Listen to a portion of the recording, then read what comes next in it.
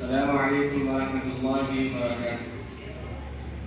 الحمد لله رب العالمين والصلاة والسلام على سيد المرسلين محمد وآله وأصحابه أجمعين أما بعد.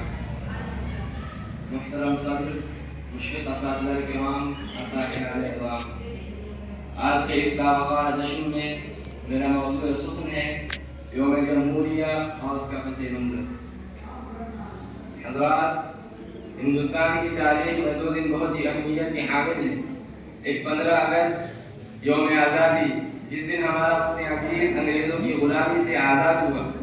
دوسرا 26 جنوری، جسے یوم جمہوریہ یا ریپبلک ڈے کہا جاتا ہے، جس دن ملک جمہوری ہوا، یعنی اپنے ملک میں اپنے لوگوں پر اپنا قانون لاگو ہوا۔ حضرات، آزاد ہندوستان کا اپنا دستور بنانے کے لیے ڈاکٹر بھیم راؤ امبیڈکر کی صدارت میں 29 اگست 1947 کو 7 رکنی کمیٹی تشکیل دی گئی تھی، جس کو ملک کا موجودہ دستور منعقد کرنے میں 2 سال 11 ماہ 18 دن لگے۔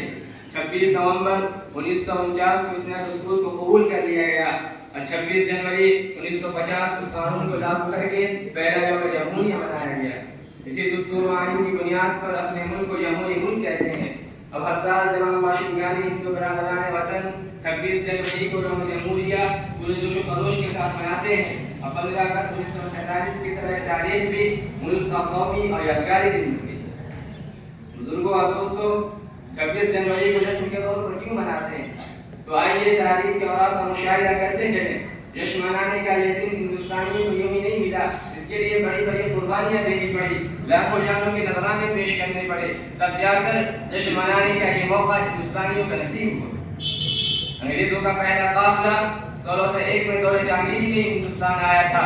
اس دوران ظلم و بربریت کی طویل داستان لکھی گئی، اس کا ہر صفحہ ہندوستانیوں کو خون سے لالزاد۔ جنگ آزادی میں جہاں ہمارے دوسرے برادران وطن نے حصہ لیا، وہیں مسلمان کسی سے پیچھے نہیں رہے، بلکہ مسلمان سب سے پیش تھے۔ جنگ آزادی سے مسلمانوں کی قربانیاں اگر الگ کر دی جائے تو ہندوستان کی آزادی کی تاریخ کبھی مکمل بھی نہ ہو۔ بہرحال 26 جنوری 1950 کو ہندوستان نے اپنے لیے دستور مقرر کیا ہے۔ اس کے آغاز میں ایک بہت خوبصورت جملہ لکھا گیا ہے: ہم ہندوستانی عوام تجویز کرتے ہیں انڈیا ایک آزاد سماجوادی جمہوری ہندوستان کی حیثیت سے وجود میں لایا جائے، جس میں تمام شہریوں کے لیے سماجی، سیاسی، معاشی انصاف، اظہار رائے، انفرادی تشخص اور احترام کو یقینی بنایا جائے اور ملک کی سالمیت و یکجہتی کو قائم و دائم رکھا جائے گا۔ دوستو، یقیناً دستور ہند کی سب سے اہم اور خاص بات یہ ہے جس میں ملک کے تمام مذاہب و نظریات رکھنے والوں کو اس بات کی مکمل آزادی حاصل ہے اور ملک میں اپنے اپنے مذہب میں عمل کر سکتے ہیں، اپنی زبان، تہذیب، کلچر و ثقافت میں عمل کرنے میں مکمل آزاد ہے۔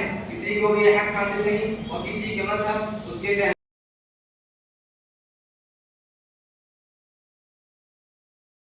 تمام صوبوں اور مرکزی مقامات پر تقاریب کا انعقاد کیا جاتا ہے۔ مساجد و مدارس میں ملک و قوم کی ترقی و خوشحالی کے لیے اور سلامتی کے لیے دعائیں مانگی جاتی ہے، حب الوطنی پر مشتمل ترانے پڑھے جاتے ہیں، اس کے عنوانات پر بیانات ہوتے ہیں اور ہمارے مفکرین و دانشوران اس بات پہ زور دیتے ہیں کہ ہندوستان میں جمہوریت کی بقا رہنی چاہیے، ہر ہندوستانی کو اپنے مذہب و عقیدہ کی مکمل آزادی ہونی چاہیے۔ ملک کی حفاظت اور اس کی ترقی کے لیے سبھی برادران وطن کو بھرپور کوشش کرنی چاہیے۔ ہم سبھی لوگوں کو ملک کے آئین و دستور کا پاس و لحاظ رکھنا چاہیے، مگر افسوس اور افسوس پچھلے کچھ سالوں سے ملک میں ایک خاص فکر کے حاملین برادران وطن نے جس طرح ملک کے دستور کی دھجیاں اڑائی ہیں، اقلیتوں بالخصوص مسلمانوں کے مذہبی مقامات کو نشانہ بنایا ہے، فرقہ پرستی کو فروغ دیا ہے، مذہب اور دھرم کے نام پہ جو سیاسی کھیل کھیلا ہے، فرقہ وارانہ فسادات میں جس طرح حکومت کی پشت بنائی میں مسلمانوں کا قتل عام کیا ہے اور مسلمانوں کے مذہبی مسائل اور آئینی قوانین میں جس طرح مداخلت کرتے ہوئے اسے تبدیل کرنے کی کوشش کر رہے ہیں، اس سے معلوم ہوتا ہے کہ ملک میں اب باقاعدہ جمہوریت باقی نہیں رہی۔ خاص فکر کے حاملین برادران وطن نے جس طرح ملک کی جمہوریت کو اپنے خونی پنجوں میں دبوچ رکھا ہے اور آئے دن جمہوری تقدس کو پامال کر رہے ہیں، اس سے صاف معلوم ہوتا ہے ان کے ارادے نیک نہیں ہیں، یہ جمہوریت کے دشمن ہیں، آئین کے قاتل ہیں، دستور کے لٹیرے ہیں۔ یہ لوگ بڑی بے باکی کے ساتھ اپنے منصوبوں کو کامیاب بنانے میں شب و روز لگے ہوئے ہیں۔ حکومت جو جمہوریت کی محافظ ہے وہ بھی جمہوریت کے لٹیروں کا ساتھ دے رہی ہے۔ ایسے میں ضروری ہے کہ تمام برادران وطن مل کر ان چند فرقہ پرستوں کے خلاف، فرقہ پرستوں کا ساتھ دینے والے حکومت کے خلاف جمہوریت کی بقا اور آئین کے تحفظ کے لیے متحد ہو کر انہیں ان کے منصوبوں میں ناکام بنائیں، تاکہ ہم فخر سے کہہ سکیں کہ ہم دنیا کے سب سے بڑے جمہوری ملک میں رہتے ہیں۔ ایام جمہوریہ مناتے ہوئے خوب خوشی مسرت محسوس کریں۔